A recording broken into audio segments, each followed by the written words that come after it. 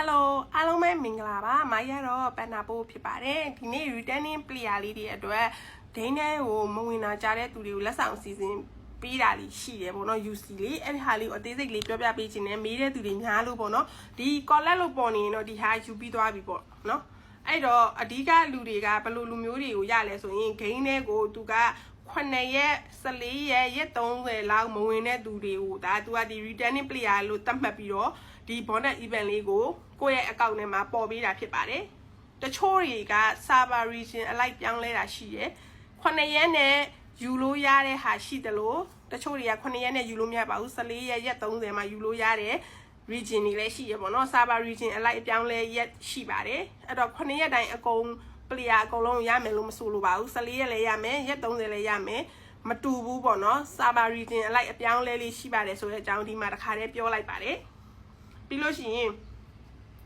နောက်တစ်ခုကကြတော့သူက UC 60ထည့်လိုက်ရင်60ကနေပြီး1200အထိအပေါ်ဆုံးမှာเนาะသူဂျားထဲမှာပေးတဲ့လောက်ပေးမယ်အနည်းဆုံးကတော့60ပေးပြီးတော့အများဆုံးကတော့1200ကိုသူပေးမှာပါဂျားထဲမှာ300ရရင်ရမယ်600ရရင်ရမယ်900ရရင်ရမယ်1200လုံးရရင်လည်းရမယ်မတူဘူးပေါ့เนาะကန်ပေါ်မှာပဲမူတည်ပါတယ်အဲ့တော့အောက်ကတစ်ခုကကြတော့ gap to 120နဲ့6000ဆိုလို့ရှိရင်သူကကန်ကောင်းရင်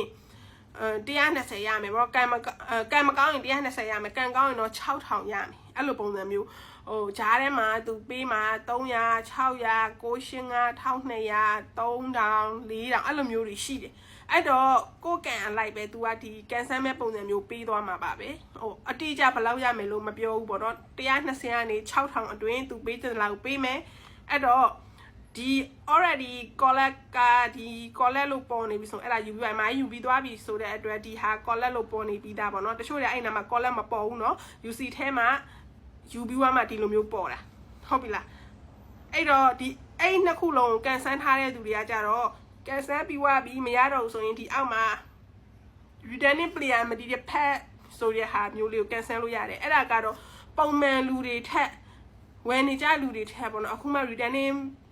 ပြန်လာတဲ့လူတွေကိုသူကဈေးပို့လျှော့ပေးထားတယ်ဂိုးကိုနှိပ်ပြီးတော့အဲ့ထဲမှာဝယ်ချင်တဲ့ဟာလေးရှင်ကိုယ့်ဘာကိုဖန်ကတ်နဲ့ချိန်ပြီးတော့တခါတည်းဂိုးကိုနှိပ်ပြီးသွားဝယ်လို့ရတယ်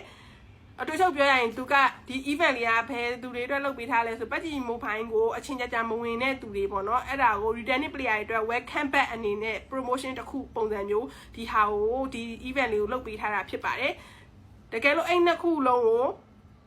ရပြီးွားပြီးယူပြီးွားပြီးဂိမ်းနဲ့လည်းပြန်ဝင်နေပြီဆိုရင်တော့ထမရတော့ပါဘူးပြီးလို့ရှိရင် तू ကလေအန်တိုင်းပေးထားတယ်ပေါ့နော်အချိန်ဘယ်နှစ်ရက်နေ့ထိနောက်ဆုံးဆိုပြီးရှိပါတယ်တေချာကြည့်ကြပါလို့ပြောပါတယ်အားလုံးပဲတက်တာပါ